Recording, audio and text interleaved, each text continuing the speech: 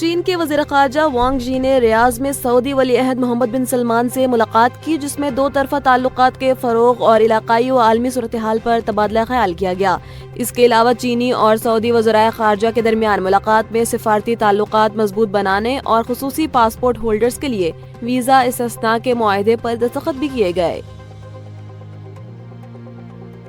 آسٹریلوی وزیر اعظم انتونی البانیز نے کہا ہے کہ سڈنی کے بونڈی بیچ پر فائرنگ کے افسوسناک واقعے کے بعد ہتھیاروں کے قوانین مزید سخت کرنے سمیت ہر ضروری اقدام کیا جائے گا۔ ان کا کہنا تھا کہ گن لائسنس ہمیشہ کے لیے نہیں ہونے چاہیے اور قوانین میں بہتری ناگزیر ہے۔ واقعے میں ہلاکتوں کی تعداد 15 ہو چکی ہے، جبکہ آسٹریلیا میں ایک روزہ سوگ کا اعلان بھی کر دیا گیا ہے۔ آسٹریلیا کے شہر سڈنی کے بونڈائی بیچ پر فائرنگ کے واقعے میں ہلاک افراد کی تعداد 15 ہو گئی ہے، جبکہ 2 پولیس اہلکاروں اور حملہ آور سمیت 40 زخمی اسپتال میں زیر علاج ہیں۔ پولیس کے مطابق حملہ آور باپ بیٹا تھے۔ جوابی کارروائی میں باپ ہلاک جبکہ بیٹا زخمی حالت میں گرفتار ہوا۔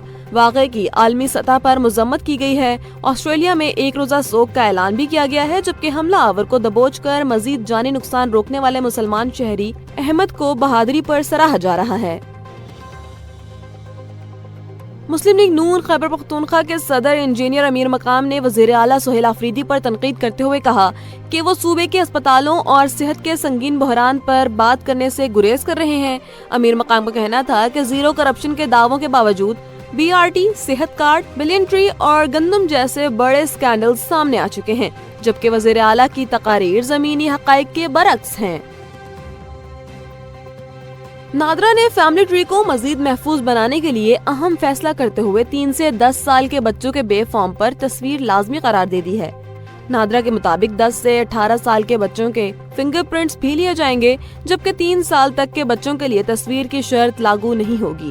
مزید یہ کہ پیدائش کے 1 ماہ کے اندر بچے کا یونین کونسل میں اندراج کرانا لازم ہوگا تاکہ فیملی ٹری میں کسی غیر متعلقہ فرد کے اندراج کو روکا جا سکے۔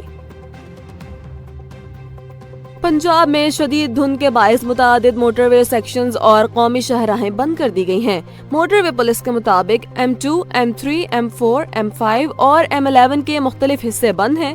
شہریوں کو غیر ضروری سفر سے گریز کرنے اور احتیاط برتنے کی ہدایت کی گئی ہے۔ سڈنی کے ساحل پر حالیہ فائرنگ کے واقعے کے بعد آسٹریلیا اور انگلینڈ کے درمیان جاری ایشین سیریز کے تیسرے ٹیسٹ کے لیے سیکیورٹی سخت کر دی گئی ہے۔ آسٹریلوی حکام نے ایڈیلیڈ اوول کے ارد گرد اضافی حفاظتی اقدامات کی تصدیق کی ہے۔ ساؤتھ آسٹریلوی پولیس کمشنر گرانٹ سٹیونز کا کہنا ہے کہ خصوصی رسپانس سیکشن کو اسٹیڈیم کے اندر اور باہر تعینات کیا جائے گا۔ یہ سیکشن اعلیٰ تربیت یافتہ پولیس افسران پر مشتمل ہے اور اضافی اسلحہ بھی دستیاب ہوگا تاکہ کسی بھی ہنگامی صورتحال میں فوری کارروائی کی جا سکے۔ پولیس کمشنر نے مزید کہا کہ رسپانس سیکشن پہلے بھی پبلک مقامات پر فرائض انجام دیتا رہا ہے اور اب اسے خاص طور پر اسٹیڈیم میں شائقین کی حفاظت کے لیے تعینات کیا جا رہا ہے۔ واضح رہے کہ سڈنی کے ساحل پر ہونے والے فائرنگ کے واقعے میں اب تک 15 افراد ہلاک اور متعدد زخمی ہوئے ہیں، جس کے بعد آسٹریلوی حکام نے بڑے عوامی اجتماعات اور سیکیورٹی بڑھانے کے اقدامات کیے ہیں۔ تیسرے ٹیسٹ کا آغاز 17 دسمبر سے ایڈیلیڈ اوول میں ہوگا، جس میں دونوں ٹیمیں اور شائقین محفوظ ماحول میں کھیل کا لطف اٹھا سکیں گے۔ صدر پاکستان آصف علی زرداری نے آسٹریلیا کے شہر سڈنی کے بیچ پر فائرنگ کے واقعے پر گہرے رنج اور غم کا اظہار کیا ہے۔ صدر مملکت نے متاثرین کے اہل خانہ سے تعزیت اور زخمیوں کی جلد صحتیابی کی دعا کی۔ انہوں نے کہا کہ پاکستان خود دہشت گردی کا شکار رہا ہے اور آسٹریلیا کے ساتھ مکمل یکجہتی کا اظہار کرتا ہے، بے گناہ شہریوں کے خلاف تشدد کی سخت مذمت کرتے ہیں۔ گورنر سندھ کامران ٹیسوری نے پاکستان میں تعینات آسٹریلوی ہائی کمشنر تموتی کین کو فون کر کے سڈنی بیچ پر فائرنگ کے واقعے پر دلی دکھ اور افسوس کا اظہار کیا۔ گورنر سندھ نے کہا کہ دکھ کی اس گھڑی میں ہر پاکستانی آسٹریلیا کے ساتھ ہے۔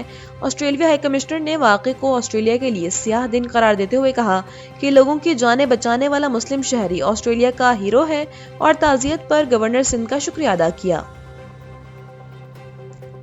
کوئٹہ میں بلدیاتی انتخابات کے دوران ضابطۂ اخلاق کی خلاف ورزی پر کارروائی کی گئی ہے۔ الیکشن کمیشن نے پارلیمانی سیکرٹری ٹرانسپورٹ لیاقت لہڑی کو کارنر میٹنگ میں شرکت پر نوٹس جاری کر دیا۔ ڈسٹرکٹ مانیٹرنگ افسر کی رپورٹ پر نوٹس لیتے ہوئے لیاقت لہڑی کو کل وضاحت کے لیے طلب کر لیا گیا۔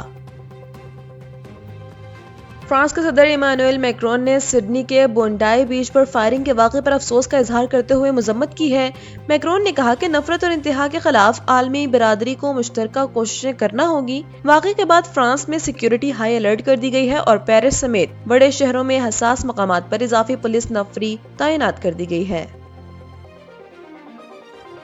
افغانستان کی صورتحال پر چین، روس، پاکستان اور خطے کے دیگر ممالک کا غیر معمولی اجلاس تہران میں ہوا، جس میں افغانستان سے ممکنہ دہشت گردی کے خطرات پر تشویش کا اظہار کیا گیا۔ اجلاس میں پاکستان کی نمائندگی افغانستان کے لیے خصوصی نمائندہ محمد صادق نے کی، جبکہ افغانستان نے اجلاس میں شرکت نہیں کی۔ پنجاب کی سینئر وزیر مریم اورنگزیب نے کہا ہے کہ صوبہ ہر مذہب کی نمائندگی کے لیے محفوظ ہے اور بچوں کو لیپ ٹاپ فراہم کیے جا رہے ہیں۔ انہوں نے 1100 الیکٹرک بسوں کی بحالی، ہارس اینڈ کیٹل شو، بسنت کے دوبارہ انعقاد جیسے اقدامات پر روشنی ڈالی اور کہا کہ پنجاب اور پاکستان کی ترقی واپس آئی ہے اور ثقافتی رنگ بحال ہو رہے ہیں۔